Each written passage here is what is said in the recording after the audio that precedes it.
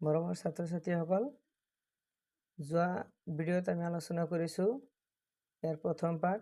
এই পাঠটি হ'ল অষ্টম শ্ৰেণীৰ হিন্দী পাঠ্যপুথিৰ 14 নম্বৰ পাঠ, মেহু মহাবাহু ব্ৰহ্মপুত্ৰ।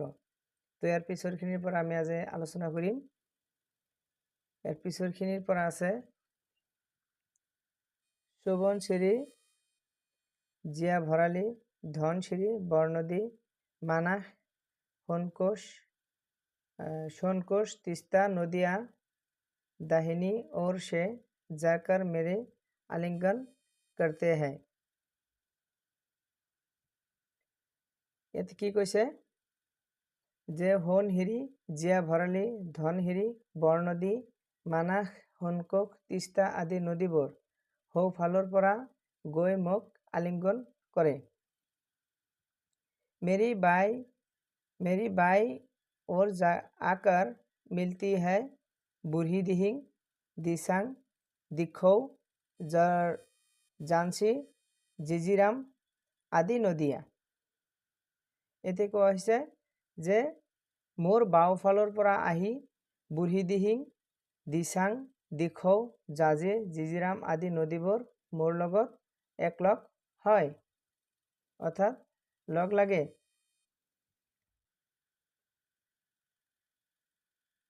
इन नदियों से मिलकर मेरा शरीर भारी भरकम हो जाता है। কি কৈছে যে এই নদীবোৰৰ লগত লগ হৈ মোৰ শৰীৰ গভীৰ গধুৰ হৈ পৰে। এই কথাবোৰ কোনে কৈ আছে? ব্ৰহ্মপুত্ৰ নদী নিজে নিজৰ কথাবোৰ কৈ আছে।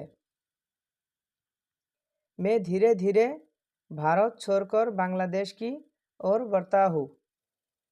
মই লাহে লাহে ভাৰত এৰি বাংলাদেশৰ ফালে আগবাঢ়ি যাওঁ। धुबरी नामक नगर पार करते ही मैं भारत की सीमा छोड़कर बांग्लादेश का हो जाता हूँ। যে ধুবুৰী নামৰ নগৰখন পাৰ হৈয়েই মই ভাৰতৰ সীমা এৰি বাংলাদেশৰ হৈ পৰোঁ। अब मुझे যমুনা, पद्मा, मेघना आदि नामों से जाना जाता है। এতিয়া মোক যমুনা, পদ্মা, মেঘনা আদি নামেৰে জনা যায়। কি কি নামেৰে জনা যায়? তোমালোকে মনত ৰাখিবা, আমাৰ ব্ৰহ্মপুত্ৰ নদীখন বাংলাদেশত প্ৰৱেশ কৰাৰ লগে লগে ইয়াৰ নাম ব্ৰহ্মপুত্ৰৰ সলনি হৈ যমুনা, পদ্মা, মেঘনা আদি নাম লয়। बच्चों माने संतान हकल, तुमने देखा होगा कि हमारे देश की प्राय सभी नदियाँ एक सीध में धीरे धीरे आगे बढ़ती है। যে সন্তান হকল, তোমালোকে নিশ্চয়কৈ দেখিছা যে আমাৰ দেশৰ প্ৰায় সকলোবোৰ নদীয়েই একোটা লক্ষ্যলৈ লাহে লাহে আগবাঢ়ি যায়। पर मैं ऐसा नहीं हूँ, किंतु मैं तेनेकुआ নহয়। बचपन में मैं उत्तर की ओर बढ़ा, যে শৈশৱত অৰ্থাৎ নদী য'ৰ পৰা সৃষ্টি হৈছে তাৰ পৰাই মানে সেইখিনি সময়ক কি কোৱা হৈছে? শৈশৱ বুলি কোৱা হৈছে। যে শৈশৱত মই উত্তৰৰ ফালে আগবাঢ়িলোঁ, মানে আৰম্ভণিতেই উত্তৰ ফালে আগবাঢ়িছিল। फिर पूर्व की ओर मुड़ा, পুনৰ পূবলৈ ঘূৰিলে। মানে নিজেই নিজৰ মানে ক'ৰ পৰা কি হ'ল এইবোৰ কথা ব্ৰহ্মপুত্ৰ নদীয়ে নিজেই কৈ আছে। যে ফিৰ পূৰ্ব কি ওৰ মুৰা, মানে পুনৰ পূবলৈ ঘূৰিলোঁ। भारत में आने के लिए मैंने दक्षिण दिशा की ओर रुख किया। যে ভাৰতলৈ আহিবলৈ মই দক্ষিণ দিশৰ ফালে গতি কৰিলোঁ। असम में मैं पूर्व से पश्चिम की ओर बढ़ा और अंत में भारत छोड़ने के साथ ही मैं दक्षिण की ओर बढ़ा। যে অসমত মই পূবৰ পৰা পশ্চিমলৈ আগবাঢ়িছিলোঁ, মানে আগবাঢ়িলোঁ আৰু শেষত ভাৰত এৰাৰ লগে লগেই दक्षिणলৈ गति करिलो। ये মানে सब कुछ किसने बोल रहा है? এই সকলোবোৰ কোনে কৈ আছে? ব্ৰহ্মপুত্ৰ নদীয়ে কৈ আছে। মনত ৰাখিবা। दिशाएं बदल बदल कर मैंने अपने आसपास को वहाँ के लोगों को निकट से देखा। যে দিশ সলাই সলাই মই নিজৰ আশপাশত তাৰ মানুহক ওচৰৰ পৰাই চালো। यही कारण है कि मेरे लिए मेरे तटवर्ती लोगों के मन में इतना प्यार है। যে মোৰ বাবে মোৰ পাৰত বসবাস কৰা সকলোৰে মনত মোৰ প্ৰতি ভাল পোৱা মৰমৰ এয়াই আছিল মূল কাৰণ।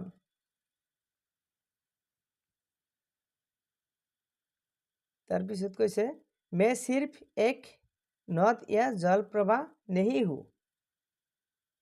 মই কেৱল এটি নদ অথবা পানীৰ সুঁতি নহয়। मैं अपने समाज का एक विनम्र सहायक और सखा भी हूँ। যে মই মোৰ সমাজৰ এটি বিনম্ৰ সহায়ক আৰু বন্ধু। তাৰপিছত কৈছে मैं अनादि काल से यातायात का महत्वपूर्ण साधन रहा हूँ। মই অনাদি কালৰ পৰাই যাতায়াতৰ এটি গুৰুত্বপূৰ্ণ মাধ্যম হৈ আছো। बंगाल की खाड़ी से जुड़कर मैं एक बड़ा नदी मार्ग तैयार करता हूँ। যে বংগোপসাগৰৰ লগত যুক্ত হৈ মই এটি ডাঙৰ নদীপথ তৈয়াৰ কৰিছো। भारत का अंतर्देशीय जलमार्ग संख्या 2 में मैं ही हूँ। যে ভাৰতৰ অন্তৰ্দেশীয় 2 নম্বৰ জলপথ ময়েই হওঁ। मेरे ही माध्यम से कभी रेलगाड़ी की पटरियां, इंजन और डिब्बे इंग्लैंड से ऊपरी असम स्थित चाय बागानों एक पहुंचाकर रेलमार्ग का निर्माण कराया गया। কি কৈছে ইয়াতে? যে মোৰ মাধ্যমেৰে কেতিয়াবা ৰেলগাড়ীৰ লাইন, ইঞ্জিন আৰু ডবাবোৰ ইংলেণ্ডৰ পৰা উজনি অসমত অৱস্থিত চাহ বাগানলৈ আমদানি কৰি ৰেলপথ নিৰ্মাণ কৰি উলিয়াইছিল। এই সকলোবোৰ বিৱৰণ কোনে দি আছে? ব্ৰহ্মপুত্ৰ নদীয়ে দি আছে।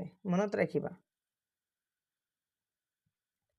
কলকাতা तत्कालीन कोलकाता से वाइसरॉय लॉर्ड नॉर्थब्रुक जब आसाम आया तो मेरे माध्यम से ही মানে কি কৈছে ইয়াতে?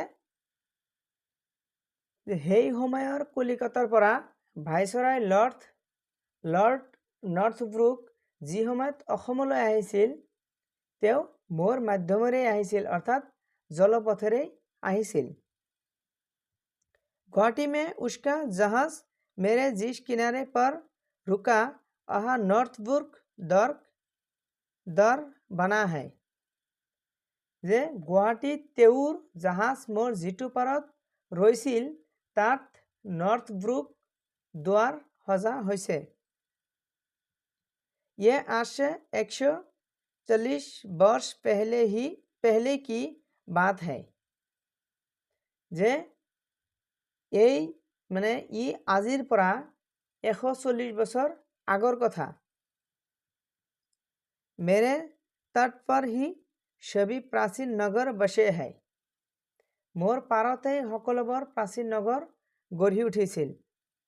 ধুবুৰী, গোৱালপাৰা, পলাশবাৰী, শুৱালকুছি, গুৱাহাটী, তেজপুৰ, ডিব্ৰুগড় आदि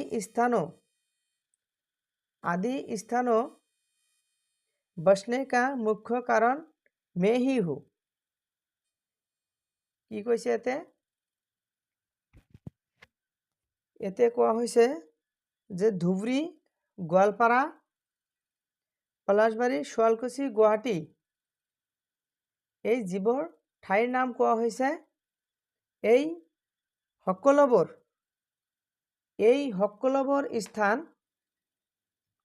গঢ়ি উঠাৰ মূল কাৰণ ময়ে যাতায়াত का साधन और पानी का स्रोत होकर, যে যাতায়াতৰ উপায় আৰু জলপথৰ ধাৰা হৈ এই যিবোৰ নগৰৰ নাম কোৱা হৈছে, যে ধুবুৰী, গোৱালপাৰা, পলাশবাৰী, শুৱালকুছি, গুৱাহাটী, তেজপুৰ, ডিব্ৰুগড় আদি যি ঠাইসমূহৰ কথা ইয়াতে বৰ্ণনা কৰা হৈছে, এই ঠাইসমূহ গঢ়ি উঠাৰ মূল কাৰণ হ'ল যাতায়াতৰ উপায় আৰু জলধাৰা হৈ। তো ইয়ালৈকে আজি সমাপ্ত কৰিছোঁ। ইয়াৰ পিছৰ পৰা পাৰ্ট 3ত